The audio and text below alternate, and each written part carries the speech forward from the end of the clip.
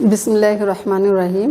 Online পাঠদান সরকারি মুজিব কলেজের পক্ষ থেকে সকল শিক্ষার্থী বন্ধুরা তোমাদেরকে আজকে ক্লাসে স্বাগতম।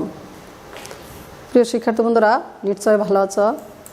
আজকের আলোচনায় আমি রিনা আক্তার, প্রভাষক সমাজকর্ম, সরকারি মুজিব কলেজ, সখীপুর, টাঙ্গাইল। প্রিয় বন্ধুরা, এই মহামারীর সময় আমাদের ক্লাস তোমরা অবশ্যই লক্ষ্য করছো। সেই সাথে আজকের ক্লাসে আমি তোমাদের এখন কিছু ছবি দেখাচ্ছি।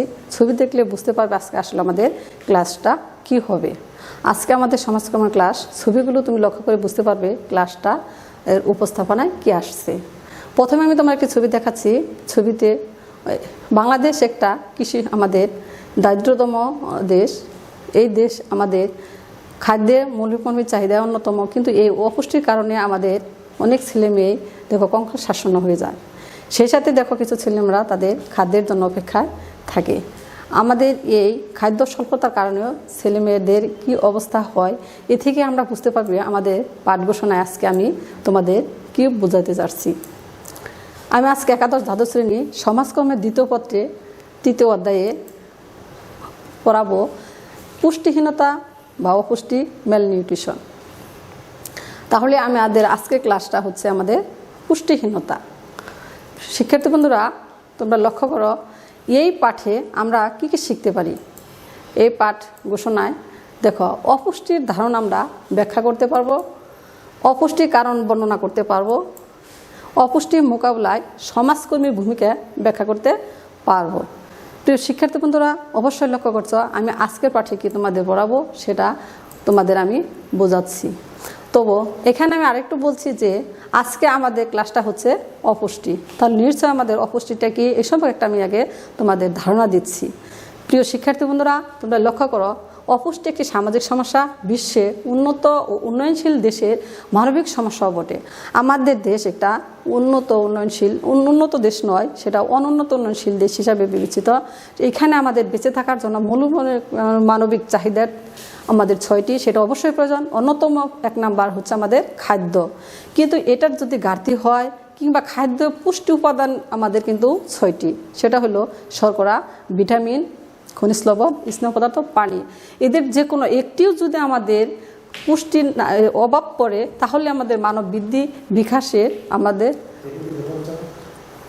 পড়ব, তাহলে বৃদ্ধি বিকাশের সমস্যা হবে। সাধারণত পুষ্টি উপাদানে খাদ্য ঘাটতিজনিত সমস্যাকে অপুষ্টি বলে। প্রিয় বন্ধুরা, আমি আবার বলছি তোমাদের খাদ্যে পুষ্টি উপাদানের উপর নির্ভর করে মানব বৃদ্ধি ও বিকাশ। তাহলে পুষ্টি উপাদান 6টি, সেটা আমরা বললাম। এদের যে কোনো একটি উপাদানও যদি আমাদের খাদ্যে ঘাটতি পড়ে অবশ্যই আমাদের সেখানে অপুষ্টি দেখা দিবে বা পুষ্টিহীনতা শিকার হবে। বন্ধুরা আবার লক্ষ্য করো, অপুষ্টি সম্পর্কে অবশ্যই জানতে হলে আমাদের পুষ্টি কি সেটা অবশ্যই ধারণা থাকা দরকার। প্রিয় বন্ধুরা লক্ষ্য করো, পুষ্টিটা কি? পুষ্টি একটি প্রক্রিয়া, যে প্রক্রিয়া মানে আমাদের সকল উপাদান পরিপাক ও শোষণের মাধ্যমে শরীরে কোষে কোষে ছড়িয়ে পড়ে শরীরে বর্ধন, ক্ষয়পূরণ, শক্তি উৎপাদন করে, শরীরে রোগ প্রতিরোধ ক্ষমতা বৃদ্ধি করে। আমাদের যে প্রক্রিয়ায় খাদ্যের সকল উপাদান, খাদ্যের উপাদান কিন্তু 6টি। আবারও বলছি কি কি, সেটা দেখো শর্করা, ভিটামিন, স্নেহ পদার্থ, খনিজ লবণ, পানি এবং চর্বি। দেখো ছড়িয়ে পড়ে শরীরের বর্ধন, ক্ষয়পূরণ ও শক্তি উৎপাদন করে, শরীরে রোগ প্রতিরোধ ক্ষমতা বৃদ্ধি করে, তাকে পুষ্টি বলে। তাহলে আমরা বুঝতে পারছি খাদ্যের উপাদান 6টি, অবশ্যই আমাদের খাদ্যের মধ্যে সুষম মাত্রায় থাকা দরকার। প্রিয় বন্ধুরা লক্ষ্য করলাম আমরা পুষ্টিটা কি, সেই সাথে আমরা এখন বোঝাবো অপুষ্টিটা কি। প্রিয় বন্ধুরা আবার লক্ষ্য করো, অপুষ্টির ইংরেজি প্রতিশব্দ ম্যাল নিউট্রিশন, এর শাব্দিক অর্থ খারাপ বা মন্দ পুষ্টি। বন্ধুরা আবার লক্ষ্য করো, অপুষ্টির ইংরেজি প্রতিশব্দ ম্যাল নিউট্রিশন, এর শাব্দিক অর্থ খারাপ বা মন্দ পুষ্টি। এই অর্থে পুষ্টি ক্ষতিকর প্রভাবজনিত অবস্থাকে অপুষ্টি বলে, যা অতিপুষ্টি বা কম পুষ্টির কারণেও সৃষ্টি হয়। আমরা যে কোনো খাদ্য গ্রহণ করি না কেন সেটার মধ্যে অতিরিক্ত পুষ্টি হলে আমাদের খারাপ দিক এবং বেশি কম পুষ্টি হলেও সেটা খারাপ দিক, তখনই আমাদের সেটা অপুষ্টিতে পরিণত হয়। আরও একটু ব্যাখ্যা করে বলা যায় পুষ্টিজনিত ঘাটতি, লেস ইটিং ফ্যাক্টরস অপুষ্টি গ্রহণজনিত ওভারইটিং ফ্যাক্টরস, বিষক্রিয়া বা অসুস্থজনিত কারণে শরীরে আমাদের দেখো চাহিদার সাথে অসামঞ্জস্যপূর্ণ হলে যে অবস্থা সৃষ্টি হয় তাকে অপুষ্টি বলে, যে অবস্থা সৃষ্টি হয় তাকে অপুষ্টি বলে। তাহলে বন্ধুরা আবার বুঝতে পারছো যে পুষ্টি কি সেটা জানলাম, সেই সাথে অপুষ্টিটা কি। যে কোনো খাবার আমাদের মৌলমানবিক চাহিদার অন্যতম একটি, কিন্তু এই খাবারের মধ্যে যদি সঠিক মাত্রায় আমাদের সুষম খাবার না হয়, সঠিক মাত্রায় না পড়ে, তাহলে আমাদের সেখানে পুষ্টিহীনতা ভুগতে হয়। এই কারণে আমরা বলছি যে অতিরিক্ত খাবারও ভালো নয় এবং কম খাবারটাও ভালো নয়। তাহলে সুষম মাত্রায় আমাদের সকল খাবারের মধ্যে যাতে থাকে সেদিকে আমাদের অবশ্যই লক্ষ্য রাখতে হবে। প্রিয় বন্ধুরা, আমাদের বাংলাদেশের দরিদ্র দেশ, এই দেশে অন্যতম একটি সমস্যা হলো দারিদ্র। এই সমস্যার মধ্যে আমাদের এই মৌলিক চাহিদাগুলো লক্ষ্য করি যে সেটা আমাদের খাদ্যের ব্যাঘাত সৃষ্টি হয়। প্রিয় বন্ধুরা আবার লক্ষ্য করো, এখানে আমি বলছি পুষ্টিহীনতার লক্ষণ। কিভাবে আমাদের পুষ্টিহীনতার লক্ষণটা দেখা দেয়? দেখো, প্রথমে আমি বলছি কাজ করার সামর্থ্যের ব্যাঘাত ঘটে, পুষ্টিহীনতার লক্ষণ। বন্ধুরা আবার লক্ষ্য করো, পুষ্টিহীনতার লক্ষণ কাজ করার ব্যাঘাত ঘটে, কাজ করার ব্যাঘাত ঘটে। সেই সাথে যদি আমাদের শরীর সুস্থ না থাকে তাহলে আমরা সঠিক সুন্দরভাবে কাজ করতে পারি না। শরীরের অসম্পূর্ণ গঠন, বন্ধুরা লক্ষ্য করো, শরীর সুস্থ সুস্পষ্টভাবে বৃদ্ধি পেতে হলে এবং শারীরিক বৃদ্ধি ভালো হতে হলে অবশ্যই আমাদের ভালোভাবে চলাফেরা কাজ করতে ভালো লাগবে। কিন্তু শরীর যদি অসম্পূর্ণ গঠন হয় সেটা আমাদের অন্যতম একটা লক্ষণ পুষ্টিহীনতার। দেহের প্রয়োজনীয় আরেকটি লক্ষ্য করো, দেহের প্রয়োজনীয় পুষ্টি উপাদান সরবরাহে গরমিল।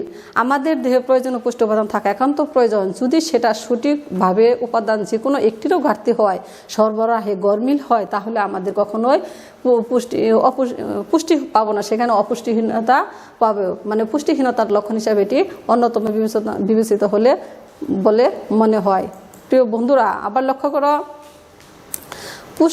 অপুষ্টির কারণ। প্রিয় বন্ধুরা লক্ষ্য করছো কেস অফ ম্যালনিউট্রিশন, মানে কেসেস অপুষ্টির কারণগুলো কি কি? অপুষ্টির কারণগুলো সাধারণত দুই উপাদানে বিভক্ত করা যায়। আমি এর আগেও বলছি তোমাদের পুষ্টি উপাদান এগুলো যে কারণ, অন্যতম কারণের মধ্যে পড়ে অভ্যন্তরীণ বা প্রত্যক্ষ কারণ, আবার দেখো বাহ্যিক উপাদান বা পরোক্ষ কারণ। পুষ্টি উপাদানে দুইটি দেখো বিভক্ত অপুষ্টির কারণগুলোর মধ্যে, একটা অভ্যন্তরীণ আর একটা হলো বাহ্যিক। তাহলে এই প্রত্যক্ষ কারণটা কি সেই সম্পর্কে আমি তোমাদের এখানে ধারণা দিচ্ছি। প্রিয় বন্ধুরা অভ্যন্তরীণ কারণটা কি?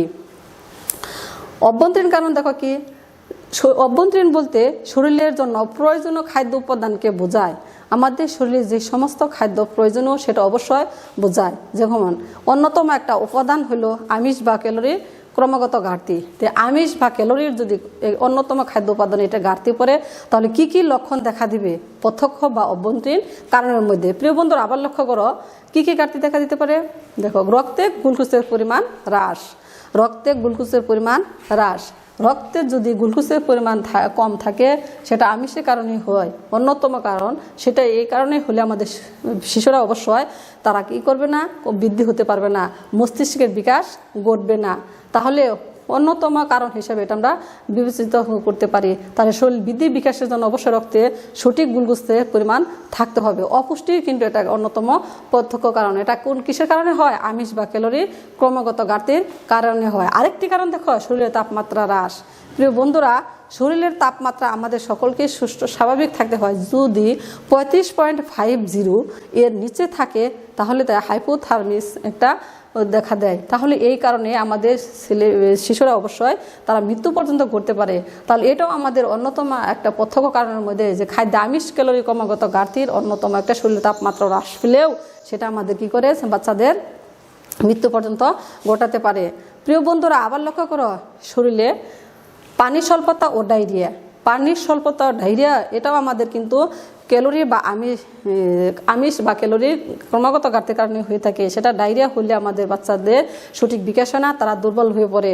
পানির স্বল্পতার অন্যতম কারণ হলো যে ডায়রিয়া হওয়া। তাহলে তারা রোগ বৃদ্ধি প্রতিরোধ ক্ষমতা হারিয়ে ফেলে, ফলে ক্রমাগত দুর্বল হয়ে তারা মৃত্যু পর্যন্ত করতে পারে। এটা অন্যতম প্রত্যক্ষ কারণ অভ্যন্তরীণের। রক্ত স্বল্পতা অভ্যন্তরীণ কারণ। তাহলে আমরা বাহ্যিক কারণগুলো দেখলাম, সেই অভ্যন্তরীণ কারণ শেষের সাথে আমরা দেখছি তোমাকে লক্ষ্য করছো যে বাহ্যিক উপাদানগত কারণ। প্রিয় বন্ধুরা বাহ্যিক কারণগুলো কি কি আমরা অবশ্যই জানি যে পরোক্ষ কারণগুলো অন্যতম। বাহ্যিক কারণ আরেকটি নাম হলো পরোক্ষ কারণ। এই পরোক্ষ কারণ কি কারণে হতে পারে? আর্থসামাজিক বিভিন্ন কারণেই হতে পারে। আর্থসামাজিকের কি কি কারণে হয়? দেখো, দারিদ্র। আমাদের দেশ দারিদ্র্যময় দেশ। এই দেশে অপুষ্টির অন্যতম কারণটা হলো দারিদ্র। আমাদের জনসংখ্যা বৃদ্ধির হারও বেশি, সেই সাথে আমাদের দারিদ্র্যের হারও বেশি। যদি আমাদের দারিদ্রতা নিচের দিকে, দারিদ্রতা দিন দিন ক্রমত বৃদ্ধি পেতে থাকে, তাহলে আমাদের অপুষ্টিতার লক্ষণটাও দিন দিন আমরা দেখতে পাচ্ছি। এই কারণে আমরা অন্যতম কারণ হিসাবে এটা বাহ্যিক প্রভাবিত করতে পারি। বাংলাদেশ একটা জনবহুলপূর্ণ দেশ, এটাও অন্যতম একটা অপুষ্টির বাহ্যিক কারণ। তাহলে জনসংখ্যা বৃদ্ধি ক্রমাগত বৃদ্ধি পাচ্ছে। আমাদের বাংলাদেশ আয়তন মাত্র 1,47,570 বর্গ কিলোমিটার। এখানে লোক বাস করি আমরা প্রায় 16 কোটি। কিন্তু এখানে প্রত্যেক নদী নালা, খাল বিল এবং এগুলো বাদ দিয়ে বসতবাড়ি সহ বাদ দিলে আমাদের যে জমির পরিমাণ থাকে তা মাত্র 10 হেক্টর পরিমাণ। তাহলে জনসংখ্যা এত বৃদ্ধি থাকার কারণেও কারো জমির পরিমাণ বেশি এবং কারো জমির পরিমাণ কম। শিক্ষার্থী বন্ধুরা, এই এত জনসংখ্যা বৃদ্ধির কারণে আমাদের আজকে এই অন্যতম পুষ্টি কারণ হিসেবে বিবেচিত হলো এটা জনসংখ্যা বৃদ্ধি। প্রিয় বন্ধুরা, আবার লক্ষ্য করো, এখানে পুষ্টিজ্ঞানের অভাব আমাদের পরোক্ষ অন্যতম একটা কারণ হলো পুষ্টিজ্ঞানের অভাব। তাহলে পুষ্টিজ্ঞানের অভাব, আমাদের দেশে মানুষ অধিকাংশই অসচেতন। তারা জানে না কোন খাবারে কতটুকু পুষ্টি থাকে। কিন্তু আসলে বন্ধুরা লক্ষ্য করো যে পুষ্টি জ্ঞানের সঠিক সচেতনতা না আনলে কিভাবে রন্ধন করতে হবে এবং পরিবেশন পরিচালনা করতে হবে সেটার সঠিক জ্ঞান না থাকলে কখনোই আমাদের এটা সুষ্ঠু সুন্দর জীবন হতে পারে না। অপুষ্টির অন্যতম লক্ষণ হলো আমাদের পুষ্টিজ্ঞানের অভাব। সামাজিক কুসংস্কার, আমাদের অনেক দেশে দেখো সামাজিক কুসংস্কারে পরিপূর্ণ। আমরা অনেক সামাজিক কুসংস্কারে আবদ্ধ। সামাজিক কুসংস্কারের কারণে আমরা অনেক ভালো খাবার, পুষ্টির খাবারগুলো বর্জন করে থাকি। তাই কুসংস্কার এবং অজ্ঞতার কারণে হয়ে থাকে। এই অজ্ঞতা যদি আমাদের দূর করতে হয়, তাহলে কুসংস্কার দূর করতে হয়, তাহলে আমরা পুষ্টি সমৃদ্ধ খাবার খেতে এবং এটা লক্ষণটা হিসাবে বিবেচিত হয়, তাহলে আমরা সুস্থ সবল মানুষ হিসাবে ভালো গড়ে উঠতে পারবো। প্রিয় বন্ধুরা, আবার লক্ষ্য করো, চিরচরিত খাদ্যাভ্যাস। চিরচরিত খাদ্যাভ্যাস আমাদের অনেক খাবার রয়েছে যেটা আমরা আগে থেকে অভ্যস্ত, কিন্তু আসলে তা নয়। আমরা বাতে মাছে বাঙালি প্রবাদ আছে যে অভাবে স্বভাব নষ্ট, কিন্তু আসলে তা নয়। চিরচরিত খাদ্যাভ্যাস আমরা পরিপূর্ণ। তাই আমরা অনেক সময় কোন খাবারটা খাবো সেটা আমরা বংশক্রমে অনেকটা পেয়ে থাকি। তাই আমরা অনেকেই সুষম খাদ্য বাদেও আমরা আমিষ বা নিরামিষ খেয়ে থাকি। এরকম খাবারের অভ্যাস পরিহার করা অত্যন্ত উচিত। এটা অন্যতম একটা বাহ্যিক কারণ। অসুস্থতা, আমাদের দেশের ছেলেমেয়েরা অধিকাংশই তারা এই অপুষ্টির কারণে অসুস্থ বা দুর্বল। আমাদের ছেলেমেয়েরা সুস্থ হতে হলে তাদের অবশ্যই তাদের সুস্থ সঠিক খাবার গ্রহণ করা উচিত। অসুস্থতা, ডায়রিয়া, দেখো ডায়রিয়া, পুষ্টি, তারপরে আমাদের কলেরা, এরকম অনেক রোগ হয়ে থাকে, আমাদের অসুস্থতা হয়ে পড়ে, ফলে আমরা মানসিকভাবে বেড়ে উঠতে পারি না। এটাই অন্যতম বাহ্যিক উপাদান কারণ। দেখো আবার লক্ষ্য করো বন্ধুরা, গর্ভকালীন অপুষ্টি। আমাদের মারা গর্ভকালীন অবস্থায় দেখো পুষ্টিকর খাবার অনেকেই খায় না। তাদের কুসংস্কার আছে যে তারা অনেক সময় মনে করে বাচ্চারা মাতৃক অবস্থায় বেশি খাবার খেলে বৃদ্ধি পায়, এদের সমস্যা হতে পারে। তারা অপুষ্টি খাবার খায় না খেয়ে বিদায় তাদের আজকে আমাদের মৃত্যু হারও বেশি এবং বাচ্চারাও অপুষ্টি বা ওজনের দিক দিয়েও অনেক কম থাকে, দুর্বল থাকে। এটা অন্যতম একটা লক্ষণ আমাদের বাহ্যিক উপাদানের। প্রিয় বন্ধুরা, আবার লক্ষ্য করো শিশুদের প্রদান অভ্যাস। আমাদের দেশে শিশুরা, অধিকাংশ শিশুরাই দেখো খাদ্যের চিরচরিত খাদ্য অভ্যাসে পরিণত হয়ে যাচ্ছে। তারা বাড়িতে সুষম খাদ্য প্রতি বেশি আগ্রহ দেখায় না। তারা অনেক সময় দেখা যাচ্ছে যে তারা বাইরের খাবারের প্রতি বেশি আসক্ত হয়ে পড়ছে। এগুলো থেকে আমাদের অবশ্যই দূর করতে হবে। তাহলে আজকে আমরা বুঝতে পারি যে এটা অন্যতম একটা বাহ্যিক কারণ। প্রিয় বন্ধুরা, তোমরা এই বাহ্যিক এবং অভ্যন্তরীণ কারণগুলো অবশ্যই লক্ষ্য করে বুঝতে পারবে যে আসলে আমাদের ছেলে মেয়েরা কতগুলো অপুষ্টিতা কী কারণে হচ্ছে। আমরা যদি উপরোক্ত এই আলোচনার পরিপ্রেক্ষিতে বলতে পারি যে আমাদের এই ছেলেমেয়েরা সরকারি বেসরকারি পর্যায়ে যদি এই সমস্যার সমাধান দূর করতে পারি, কর্মসূচি প্রণয়ন করতে পারি, তাহলে অবশ্যই এরা কী করবে, সঠিক সুন্দর বিকাশ হতে পারবে। প্রিয় বন্ধুরা, আবার লক্ষ্য করো, তাহলে আমরা তোমাদের দেখালাম যে আমাদের অপুষ্টিটা কি, পুষ্টিটা কি, অপুষ্টি সম্পর্কে ধারণা। সেই সাথে আমি এখন তোমাদের বলছি প্রিয় বন্ধুরা, অপুষ্টি মোকাবিলায় একজন সমাজকর্মীর কি ভূমিকা। Role of the social work to combine malnutrition. তাকে অপুষ্টি মোকাবিলায় একজন সমাজকর্মীর ভূমিকা। প্রিয় বন্ধুরা, তোমরা এর আগেও আমি বলছি যে আসলে সমাজকর্মী কি। একজন সমাজকর্মী পারে একটি সমস্যা, একজন মানুষ প্রত্যেকটা মানুষের কম বেশি সমস্যাগ্রস্ত হয়, একা সমাধান করা সম্ভব নয়, অবশ্যই একজন সমাজকর্মীর প্রয়োজন। একজন সমাজকর্মী একার দ্বারে সে সমস্যা সক্ষমকারী হয় সমস্যা সমাধান করতে, বিভিন্ন ভূমিকা পালন করতে। তাহলে একজন সমাজকর্মী কী কী ভূমিকা পালন করে সেদিকে তোমরা অবশ্যই লক্ষ্য করো। সামাজিক সমস্যা মোকাবিলায় সমাজকর্মী সাধারণত 3 ধরনের প্রক্রিয়ায় কাজ করে। কয় ধরনের প্রক্রিয়ায়? 3 ধরনের প্রক্রিয়ায়। প্রিয় বন্ধুরা, আবার লক্ষ্য করো, একজন সমাজকর্মী যে কোনো সমস্যায় মানুষ আক্রান্ত হন না কেন তার সমাধান করতে হলে প্রথমে তার প্রতিকার, প্রতিরোধ, উন্নয়ন এর দিকে ধাপিত হয়। একজন সমাজকর্মী কিভাবে সেটা প্রতিকার, প্রতিরোধ করে সেটা আমি তোমাদের দেখাচ্ছি। প্রিয় বন্ধুরা, আবার লক্ষ্য করো, প্রতিকারটা কি। প্রতিকার হলো সমস্যায় আক্রান্তদের তাৎক্ষণিক সমাধান। যে কোনো সমস্যায় আক্রান্ত হন না কেন সেটাই তাৎক্ষণিক সেটা সমাধান দিতে পারে আমাদের এই একজন সমাজকর্মী। প্রিয় বন্ধুরা, আবার লক্ষ্য করো, দেখো, পুষ্টিহীন মা ও শিশুদের জন্য চিকিৎসার পরামর্শ দাও। উদাহরণস্বরূপ আমি বলতে পারি, দেখো, একজন পুষ্টিহীন মাকে কিভাবে সেটা সুস্থ করতে হবে এবং তার কিভাবে তার সমাধান দিতে হবে। একজন সুস্থ সবল শিশু পেতে হলে অবশ্যই আমাদের চিকিৎসকের পরামর্শ নেওয়া দরকার, সেটা একজন সমাজকর্মী সুষ্ঠুভাবে সমাধান দিয়ে দেয়। তাহলে বন্ধু আরেকটা লক্ষ্য করো, ভিটামিন ক্যাপসুল খাওয়ানো। প্রত্যেকটা বাচ্চাদেরই আমাদের বর্তমানে পরিস্থিতিতেও দেখো ভিটামিন ক্যাপসুল খাওয়ানো হয় তাদের রোগ প্রতিরোধ ক্ষমতা বাড়ানোর জন্য। অবশ্যই বন্ধুরা, আমরা দেখতে পাচ্ছি একজন সমাজকর্মী কীভাবে কাজ করে। অবশ্যই তার অন্যতম একটা প্রতিকার হলো ভিটামিন ক্যাপসুলও খাওয়ানো। প্রিয় বন্ধুরা, আবার লক্ষ্য করো, প্রতিকার। তাহলে প্রতিকারের পরে আমাদের আসে প্রতিরোধ। দেখো, যে কোনো কাজেরই প্রতিরোধের আগে প্রতিকার করতে হয়। যদি আমরা সেটা প্রতিকার করতে পারি তাহলে তো হইলো, তা না হলে আমাদের সমাজকর্মী সেটা কীভাবে প্রতিরোধ করতে হয় সেটাও পরামর্শ দেয়। দেখো, আমাদের অন্যতম একটা সমাজকর্মীর দায়িত্ব নেয়, তিনি তথ্য সংগ্রহ করবে এবং তার সমস্যার সমাধানের জন্য সঠিক পরামর্শ দিবে। দেখো, চিরাচরিত খাদ্যাভ্যাসগুলোর পরিবর্তন করা। আমাদের একজন সমাজকর্মী অবশ্যই বলে দেয় আমাদের কোন খাদ্যগুলো কিভাবে সঠিকভাবে রন্ধনশীল করতে হবে, পরিচালনা করতে হবে এবং পরিবেশন করতে হবে। তাহলে আমরা কি করব, অপুষ্টির হাত থেকে রক্ষা করব। তাই চিরাচরিত খাদ্য অভ্যাসের পরিবর্তনের জন্য আমাদের একজন সমাজকর্মী সেটা সমাধান দিতে পারে, তথ্য সংগ্রহ করে সমাধান করে। পুষ্টি জ্ঞান দান। প্রত্যেক মানুষকে তার পুষ্টি সম্পন্ন খাবার খেতে হয়, এই সম্পর্কে তার সঠিক জ্ঞান থাকা একান্ত উচিত। যদি পুষ্টি সম্পন্ন জ্ঞান না থাকে, সঠিক মাত্রায় আমরা যদি সিদ্ধান্ত নিতে না পারি, তাহলে আমরা কখনোই খাদ্যগুলো গ্রহণ করতে পারবো না। একজন সমাজকর্মী পারবে সেটা সঠিক জ্ঞান দান করতে। মোট কথা, একজন সমাজকর্মী দেখো বলছে যে দারিদ্র্যজনিত খাদ্যের অভাবে, দেখো, অভাব ছাড়া অন্য যে সমস্ত কারণে অপুষ্টি সমস্যা হয় তার দূরীকরণে একমাত্র পরামর্শ দেয় আমাদের এই সমাজকর্মী।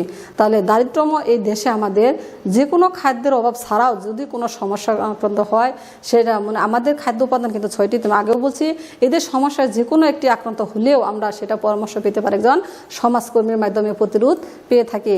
প্রিয় বন্ধুরা, আবার লক্ষ্য করো, তাহলে আমরা দেখলাম প্রতিকার, প্রতিরোধ এবং উন্নয়নমূলক কী কী কাজ করে একজন সমাজকর্মী। প্রিয় বন্ধুরা, আবার লক্ষ্য করো, অপুষ্টি সম্পর্কিত তথ্য সরবরাহ করে। একটি সমস্যা, যে কোনো সমস্যা একটি কারণ হয় না, বিভিন্ন কারণে হতে পারে। তাহলে একজন ব্যক্তি কিভাবে সে পারবে তার সমস্যা সমাধান করতে, উন্নয়নমূলক করতে, অপুষ্টি তথ্য সরবরাহ করলে এবং তার সঠিক সমাধান দিতে পারলে তাহলেই তো সেটা উন্নয়ন করা সম্ভব। একজন সমাজকর্মী পারবে সেটা সঠিক সমাধান দিতে। সমাজকর্ম গবেষণা। একজন সমাজকর্মী সমাজকর্ম গবেষণা করেই সে তার উন্নয়নমূলক কর্মকাণ্ডে এগিয়ে নিয়ে যেতে পারে। ব্যক্তি, দল এবং সমষ্টি সমাজকর্ম এদের সঠিকভাবে মিলিয়ে তারা যে কোনো কিছু সমাজকর্মে গবেষণা কাজে সম্মিলিত হয়, তাহলে সেটা উন্নয়নমূলক কাজে হিসাবে বিবেচিত হয়। সামাজিক কার্যক্রমে কর্মীর মাধ্যমে জনসচেতনতা সৃষ্টি। একজন সমাজকর্মী পারে সামাজিক কার্যক্রম কর্মীর মাধ্যমে জনসচেতনতা সৃষ্টি করে। জনসচেতনতায় যদি না থাকে, কার্যক্রমের মধ্যে সঠিক সমাধান পাওয়া সম্ভব নয়, সেটা কখনোই উন্নয়নমূলক হিসাবে ধাপিত হতে পারে না। তাহলে একজন সমাজকর্মী সামাজিক কার্যক্রমের মাধ্যমে জনসচেতনা সৃষ্টি আনয়ন করেই উন্নয়নমূলক কর্মকাণ্ড করতে পারে। তাহলে আমরা দেখছি প্রিয় বন্ধুরা, আবার লক্ষ্য করো একজন সমাজকর্মী কি কি কাজ করে। তাহলে আমরা দেখলাম প্রতিকার, প্রতিরোধ, উন্নয়নমূলক। এখন মূল্যায়ন করছি। দেখো প্রিয় বন্ধুরা, এখন তোমরা বলো যে পুষ্টিহীনতা কি। আমি আগেও বলছি, তোমরা অবশ্যই পড়ে নিবে। অপুষ্টির 5টি কারণ ব্যাখ্যা করো। আমি অনেকটি কারণ অবশ্যই বলছি, বাহ্যিক বা অভ্যন্তরীণ, সেগুলো তোমরা লক্ষ্য করে সেখান থেকে 5টি কারণ বর্ণনা করবে। প্রিয় বন্ধুরা, আবার লক্ষ্য করো, অপুষ্টি মোকাবেলা একটি প্রক্রিয়ার বিবরণ দাও।